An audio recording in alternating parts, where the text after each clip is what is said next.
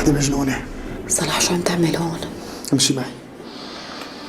صلاح لازم تروح من هون. امشي معي يلا. صلاح هي أول مرة بحياتي بحس حالي عم بعمل شي صح، اتركني أعمله. لك وأنا كمان. إذا بتريد تروح من هون، سامر بأي لحظة ممكن يجي وما في داعي تتورط. أيوة، على أساس إنه أنا لسه لهلا ما تورطت يعني. طبعا ما تورطت. مين قال لك؟ أنت شو بيعرفك؟ إنه يعني إذا ضليت واقف هون قدام الباب وما فتت لجوا يعني ما تورطت، وإذا فتت لجوا يعني تورطت.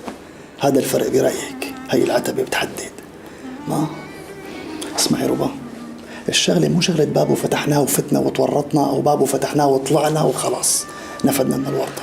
صلاح أنا مشكلتي مع سامر بلشت بهذا البيت وما رح تنتهي إلا جواته. والمشكلة اللي تركتيها بهذاك البيت مين بده يحلها؟ بدك يعني أقضي كل عمري عم بهرب؟ لا بس أنت كمان مو معقول تخليني طول عمري قاعد عم دور عليكي. ليش؟ شو بدك فينا؟ ما بعرف. ما بعرف ستي، ما بدي أعرف. أصلا هذا مو وقته. يمكن يجي وقت أعرف، يمكن ما يجي هذا الوقت. هذا مو مهم. المهم ما يصير شي خليني أندم كل عمري على ليلة امبارح.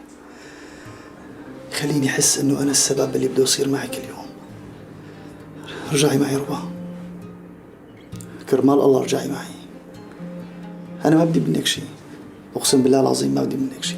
أنت روحي قعدي ببيتي وأنا بوعدك إني ما فرجيكي وشي أبدا. ما بدي كل حياتي توقف امبارح. ايه امبارح.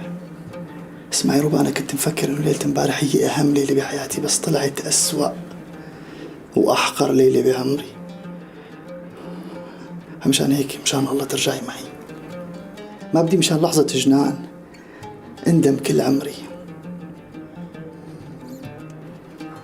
أنا كمان ما بدي، مشان هيك اجيت لهون.